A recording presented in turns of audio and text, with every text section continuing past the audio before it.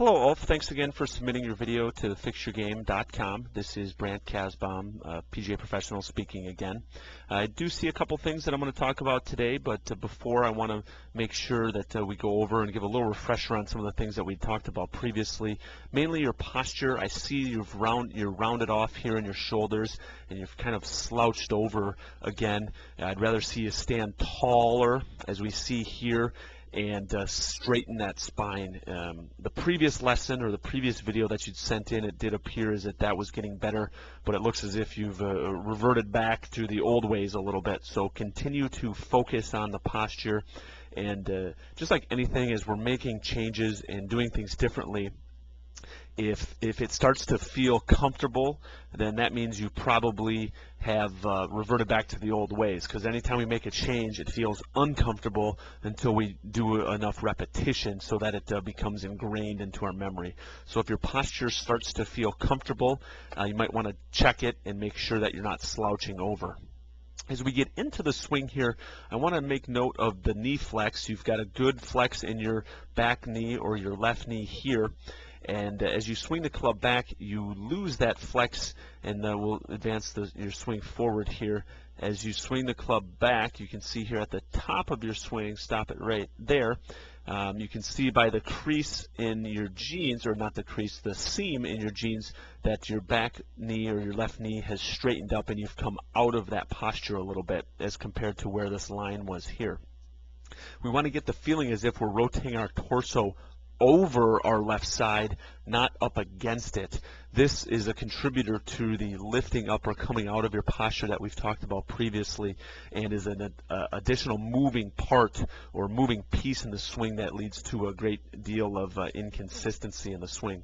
As we look over here on the right hand side of the screen, you can see that as this club gets to the top of the swing, there's still the flex. I've turned up against my backside or my left leg as I swing to the top. At the top of the swing, you should still feel some tension or flex in the muscles here on your left leg. That proves that you've kept that flex in your left knee.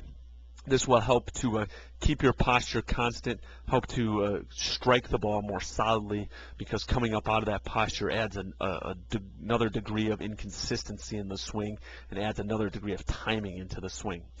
Now we're going to look at the video here from face on, and we're going to talk about release again, or the proper release of the club.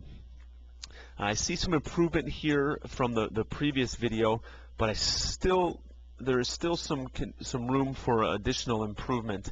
And here I've paused the video on what would be right at impact, and you can see that the club head is even with your hands, or maybe even starting to pass your hands here at impact, or this might be a hair after impact. Comparing that to the video over here on the right hand side of the screen, you can see that here it is slightly before impact, and my hands are still ahead of the club head. So we want to get the feeling that our hands are leading the club head into the ball. This imparts a downward strike on the ball, which compresses the ball more, which leads to longer shots, more ball speed coming off the ball. It also leads to more spin, which creates higher shots and shots that stop once they hit the green. So we want to get the feeling that we're continuing to hit down on the ball. And if I advance my swing here, you can see, if we watch right there, you can see that my divot is after the ball. So the video isn't great, but you can see if I advance it another frame or two here, you can see that the divot is after the ball. You can see right there, you can see a little cloud of dust pop up right after the ball. So I'm imparting a downward strike on the ball that compresses the ball more, and it's a much more powerful strike than a sweeping motion of the ball. So we talked about it previously. If you have the ability to swing a heavy club or a weighted club, that will help to encourage you to lead with your hands and not release the club too soon. Also, the other drill that I mentioned in the previous lesson was to grab your driver and swing it upside down, and listen for the swoosh. If the swoosh is before the ball, then we're not accelerating it properly. The swoosh should be through the ball, and towards the target. That indicates that we're swinging the club and accelerating it through the shot all the way through to our target. So those are the two main things from today. I want you to focus on taking some swings and maintaining that flex in your left knee. That's going to be a big factor that will increase or help your ball striking, more consistency.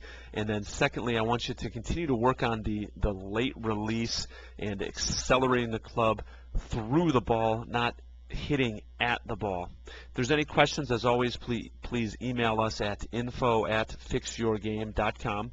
And also, I wanted to make you aware that coming soon in the next week or two, we're going to be making some major changes to the website, completely revamping it and upgrading our technology. So keep your eye open for that. I would really like your feedback on how the new site looks and the functionality of it.